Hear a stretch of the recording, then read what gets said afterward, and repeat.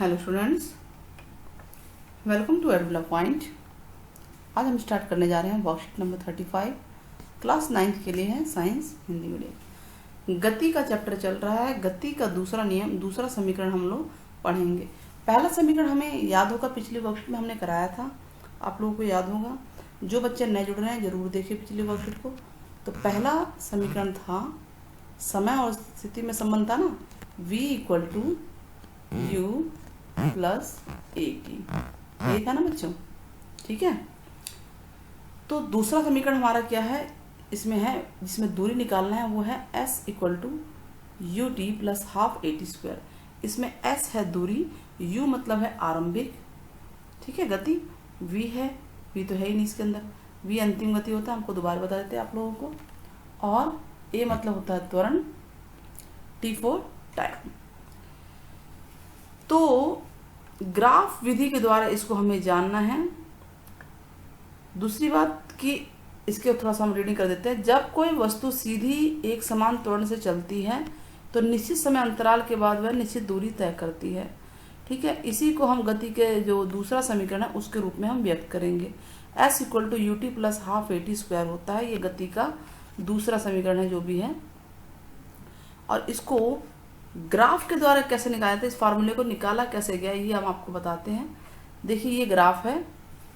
सबसे पहले तो हम मान लेंगे कि जो आरंभिक वेग है वो जो है वो शून्य नहीं है, तो इसको हमने u मान लिया, ठीक है। ये यहाँ से यहाँ तक जो है इसको u मान लिया, और अंतिम मान लीजिए पॉइंट, कोई भी जो ऑब्जेक्ट है, वस्तु है, वो यहाँ से यहाँ तक गई, तो अंतिम वेग हो गया यहाँ से यहाँ तक v, क्या हो गया, v हो गया, ठीक है।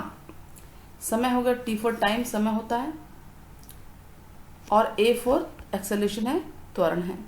अब यहाँ से यहाँ तक दूरी निकालनी, तो दूरी जो है पूरा s दूरी हो जाएगा, ये जो क्षेत्रफल, ये एरिया बन रहा है, इस पूरे एरिया का क्षेत्रफल।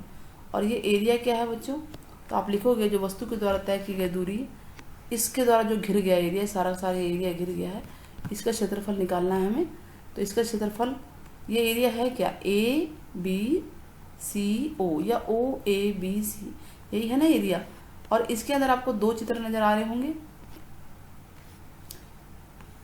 एक तो दो डायग्राम बने, एक तो ये बन रहा है आयत ओ ए डी सी, एक तो आयत बन रहा है, दूसरा क्या बन रहा है, त्रिभुज ए बी डी। तो ओ ए बी सी का क्षेत्रफल अगर आपको निकालना है तो इस आयत का क्षेत्रफल और इस त्रिभुज के क्षेत्रफल को जोड़ेंगे। आयत का क्षेत्रफल क्या होता है बच्चों, लंबाई गुणा चौड़ाई, तो इसका क्षेत्रफल होता है L इंटू बी, लंबाई गुणा चौड़ाई। तो लंबाई है आपकी OC, OC यानी कि T टाइम, तो T ये भी हो जाएगा, तो लंबाई हो गया OC, OC यानी कि OC, ठीक है। और चौड़ाई है OA, तो OC है आपका T, चौड़ाई OA, O यानी कि U है, तो ये बन गया हमारा UT। तो आयत का क्षेत्रफल आ गया हमारे पास UT, ठीक है।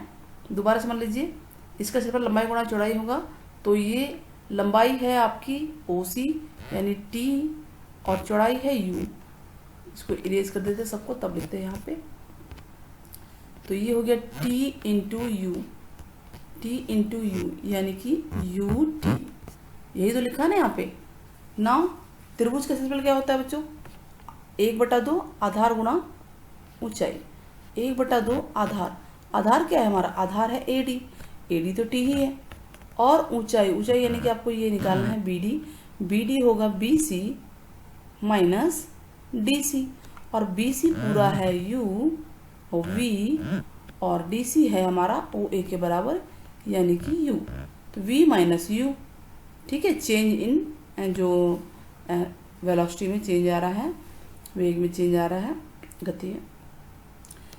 तो v माइनस यू, अब इसको आपको एक्सेलरेशन में चेंज करना है, तो v माइनस यू है हमारे पास।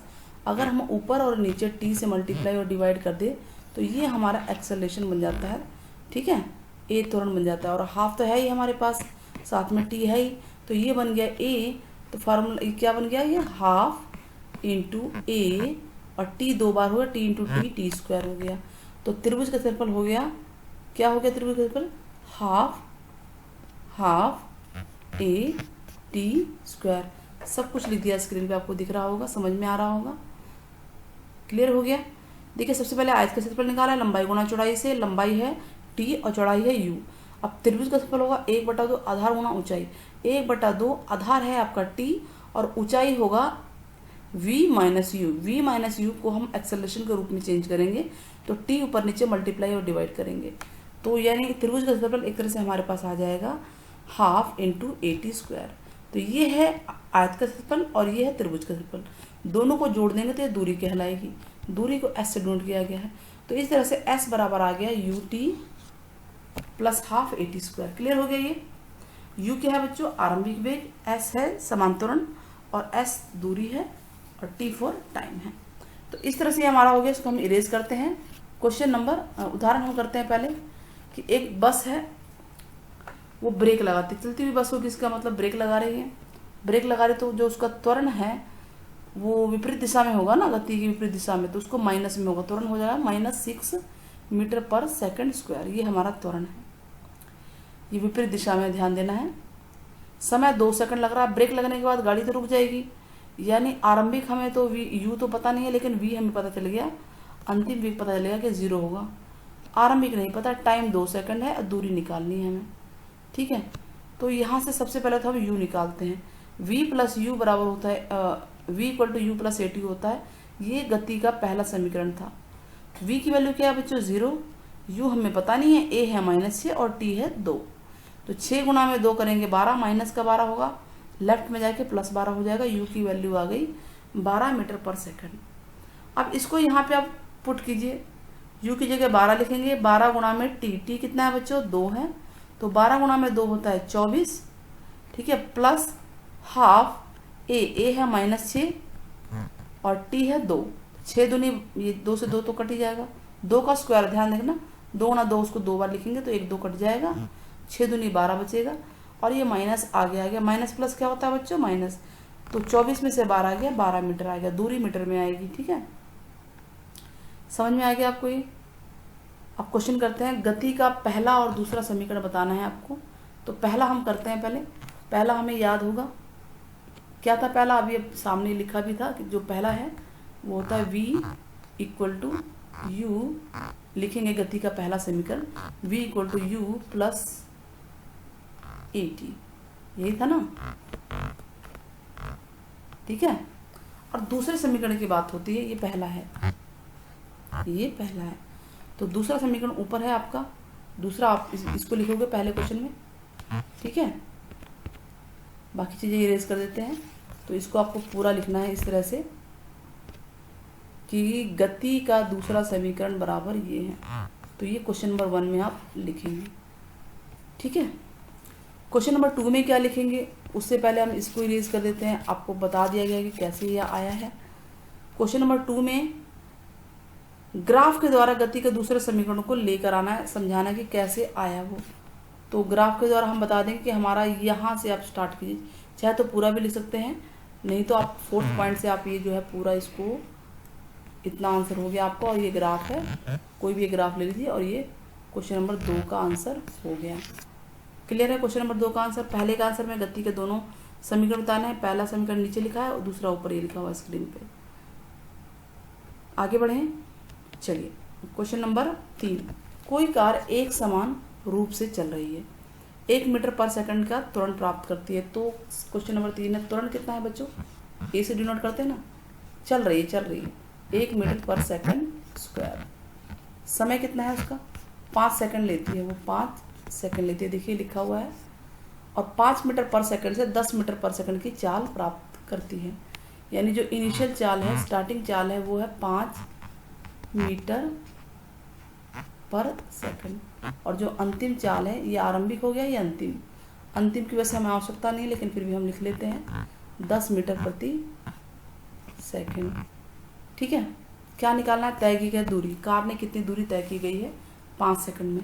तो दूरी फार्मूला क्या था, अभी हमने किया, s बराबर बताइए क्या था, ut + 1/2 at²। इतना क्वेश्चन रख देते हैं सामने, s = होगा ut + 1/2 at²।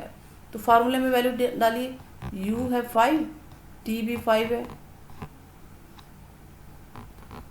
प्लस हाफ ए कितना है बच्चों 1 है और T5 है स्क्वायर है, स्क्वायर का मतलब इसको हम 2 बार लिख देंगे। तो अभी क्या आ गया हमारे पास, इसको ठीक से ऐसे लिख देते हैं, ये हमारे पास आ गया 25 और ये भी हो जाएगा 5 × 25, 25/2 एलसीएम ले सकते हैं हम इसका, तो ये हो जाएगा 25 दूनी 50, एलसीएम नीचे 2 आएगा ना, तो क्रॉस किया 25 दूनी 50 प्लस 25, चाहे आप कैसे भी कीजिए वो आपको मर्जी है, 75/2 यानी आ जाएगा 37.5, डिवाइड करके देख लेना मीटर में आएगा और ये हमारी दूरी है। क्लियर हो गया। अच्छा गति का तीसरा समीकरण तो इसमें बताया ही नहीं गया है आपको, वो आगे वर्कशीट में आएगा, तो चलिए उसके तरीके से कर लेते हैं, थोड़ा सा बड़ा हो गया ना। दूसरे समीकरण के तरीके से थोड़ा सा सवाल बड़ा है, तीसरे से हम करके देखते हैं। तो तीसरे समीकरण में हम सिखा देते हैं आपको कैसे निकलेगा, वो आसान है। तो s बराबर होता है उसमें, s मतलब की दूरी बराबर होता है v², 2s होता है यहाँ पे माइनस u², ठीक है। तो 2as ए नहीं लिखा है, थोड़ा सा इसको इरेज कर देते हैं, 2as बराबर होता है v² माइनस u²। तो चलिए वैल्यू पुट करते हैं, 2 a की वैल्यू कितनी थी बताइए,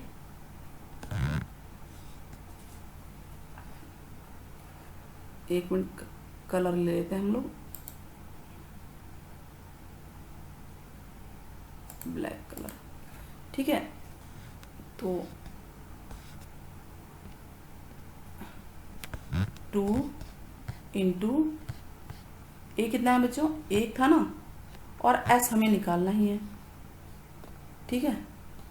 अब v बराबर v², v कितना था ऊपर देख लेते हैं, v है हमारा 10 और u है 5, तो यहाँ हो जाएगा 10 का स्क्वायर माइनस 5 का स्क्वायर, तो ये कितना आएगा, 10 का स्क्वायर 100 होता है और ये 5 का स्क्वायर यानी 5 × 5 25 होता है, तो ये हो जाएगा, और ये 2 गुणा में है, 2 एकम 2, तो ये उधर जाके भाग में चला जाएगा, तो इजी हो गया ना, कितना आसान हो गया देखिए।